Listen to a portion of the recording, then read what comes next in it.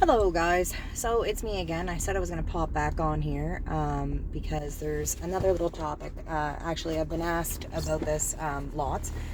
So in August I had a car accident. I finished school in June for equipment operator and found an amazing job. Was really loving it. Exhausted, balancing everything, but it was a dream come true. Fantastic. And I learned so much from the boys at the shop as well as my bosses. They were incredible. So I have been asked a lot, kind of, I guess, what had happened in August with the car accident, as well as if I'm back to work, what's going on, what the holdup is, kind of thing. I've had a few people reach out to me and just express, similarity, like same thing, right?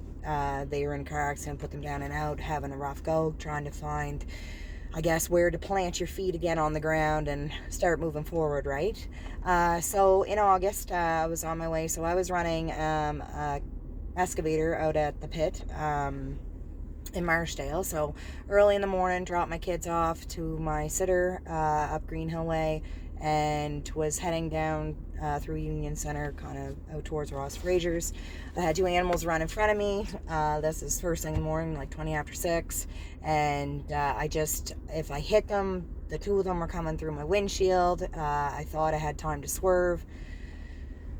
I didn't. I went down over an embankment. My seatbelt stayed locked on the bottom half of my body, and on the upper half it didn't lock out, so my body went over my console. I was driving a 2017 Chevy Traverse then, over the console, down into the embankment. The passenger side airbag released, cracked me in the head, sent me back to my seat.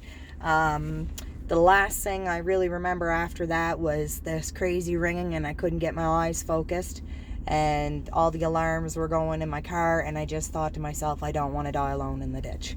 And I crawled up and out, and this older gentleman stopped, and I collapsed on the side of the road, and he called 911, and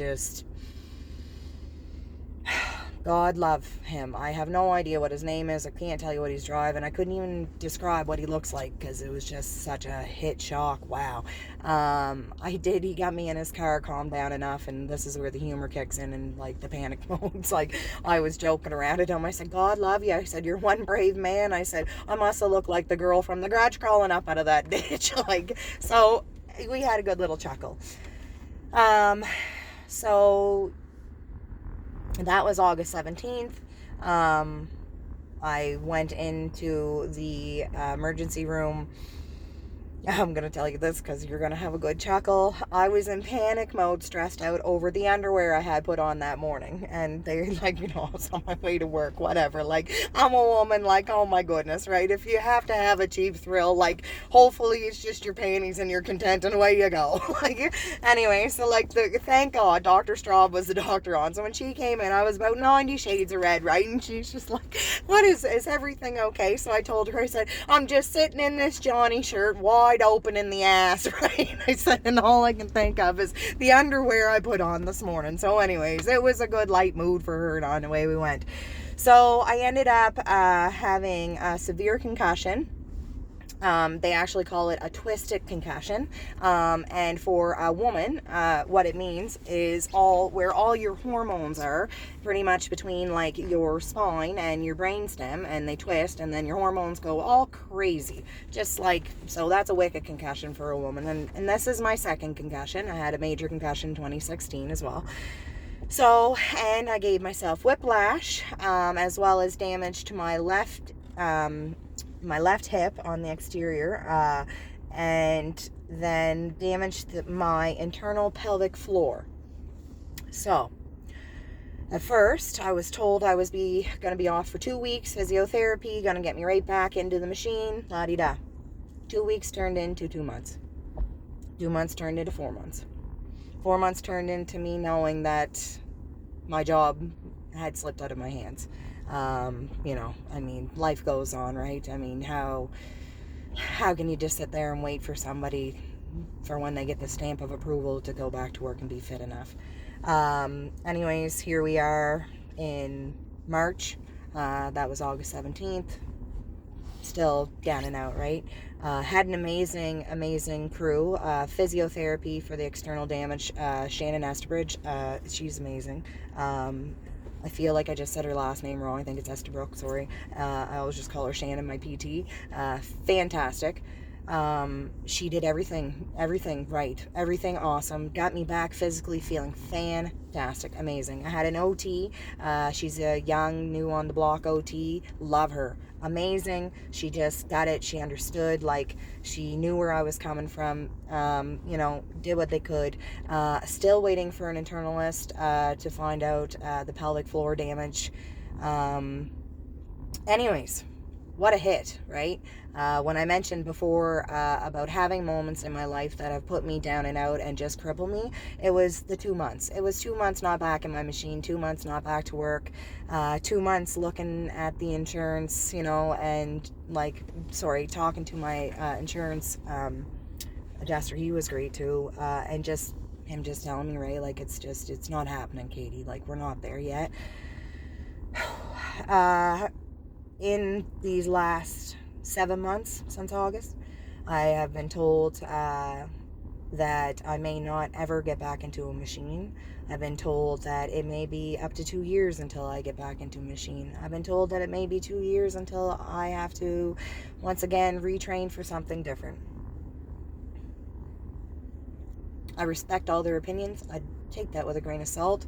My dream is to be in those machines. I loved it. I was high and mighty up on my plate, and I'm going to keep working my ass off so that someday I'm back into them. After my accident, like I said, I did take a couple weeks down and out. Like, I was in rough condition. My head was crazy. They were trying to put me on medications to control my migraines. 4 kids still, trying to keep everything running for them, school, daycare, etc., just everything, right? So, anyways, my physiotherapist, told me to find out what in life grounds me. Not me as a mom, not me as an excavator operator, as me, as Katie. Find out what grounds me, what makes my soul happy. Easy answer. Nature. Nature has always been something for me that has always just been a natural escape. And I am country raised, so I'm talking barefoot, running wide open through the fields, out through the woods, chopping on trees, seeing where comes out. I mean, I grew up on a country road, Scotch Hill. I loved it out there. I mean, best way to have a childhood is out in the country, exploring the woods, seeing what's what. And so I started chasing waterfalls. I found local ones. The first one I went to was Park Falls. I've never jumped in off a waterfall in my life, mainly because of the rocks underneath, and I would get up on the peak and start looking at the rocks and going, I am clumsy as shit sometimes. And all I could think in my head was I am not going to make it over that rock. I'm going to hit that rock, so I ain't jumping. So anyways, my first waterfall, like I said, I was there all by myself, and as I just stood on the edge of that rock, and I could just hear the waves crashing, and I could just feel my soul just relaxing and breathing out, and just reminding myself, we live in such a beautiful province. I jumped in. I thought of something I just wanted to let go, and the thing I wanted to let go was feeling so down and out for myself that I worked my ass off to get there, and it got taken away from me. That's bullshit. It did not get taken away from me. I worked my fucking ass off, and I got those certificates, and I felt like $1 million coming out of that school. I did. And I felt like $1 million going to work. And I felt like shit when I didn't get to go to work after the accident. I was injured. Absolutely, I did. But that had to come out of my head, because if you sit and focus on what you think has been taken away from you, you are going to miss out on everything that is still in front of you, like our beautiful province and nature. So I jumped in that waterfall, and I felt alive for the first time since my car went down over that bank. I just felt alive. I felt so good. That water just rejuvenated me. Now, this doesn't, like I said, this is my experience. This is how. So I kept chasing them.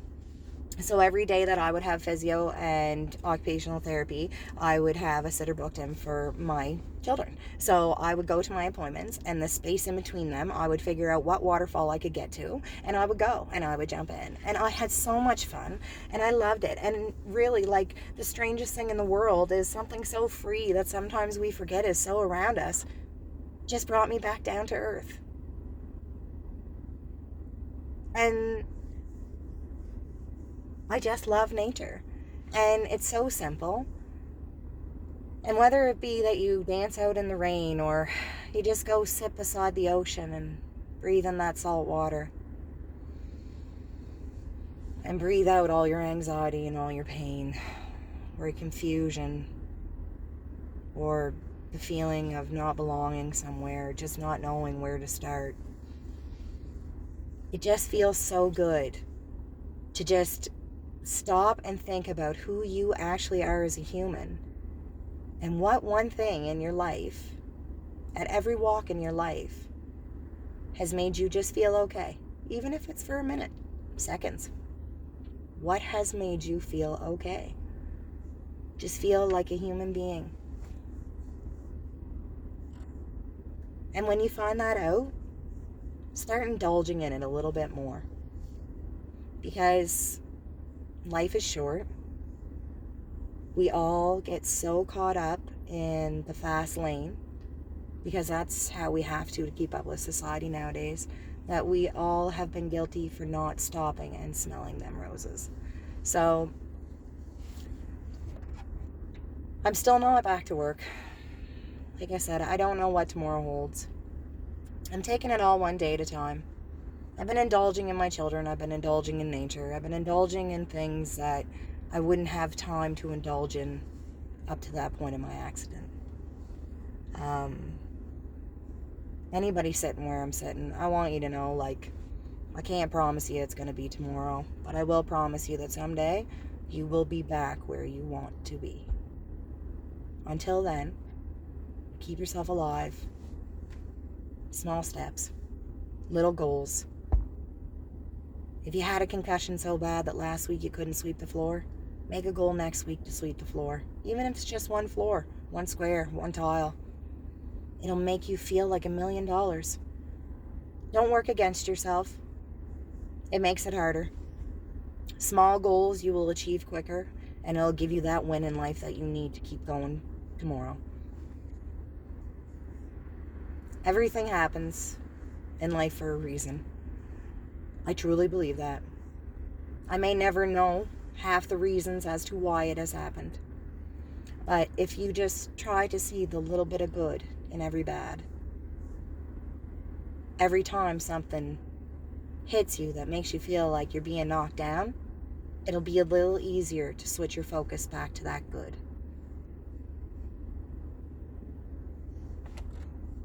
I think you're all doing amazing. I know we all have struggles. I know some of you guys are really struggling out there. I understand that. I'm too. Some mornings I struggle harder than others. But you know, like I said earlier, whatever happiness looks like for you, I just hope you find it. And I really, really hope you all get to stop and just smell them roses. Because life is beautiful. And Nova Scotia, yeah, our economy is tripping. But you know what? Like, the nature around us in this province is amazing. Go seek it. Indulge and enjoy. Much love.